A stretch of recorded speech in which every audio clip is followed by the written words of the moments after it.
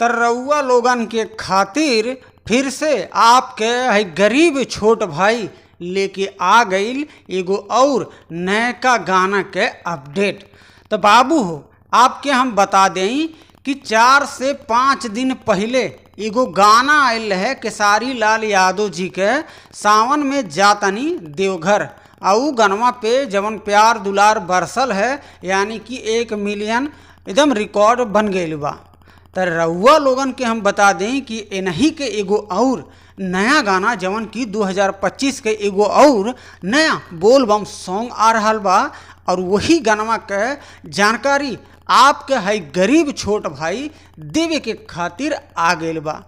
तो रउआ लोगन के बता दें कि गाना के पोस्टर शेयर भइल है स्क्रीनिया पे पोस्टरवा रउआ लोग देख ली जा।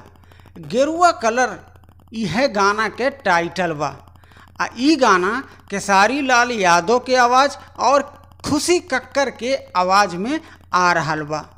ई गाना के जे राइटर बा कृष्णा बेदर्दी नाम बा और ई गाना में म्यूजिक देले बाटे विकास यादव जी।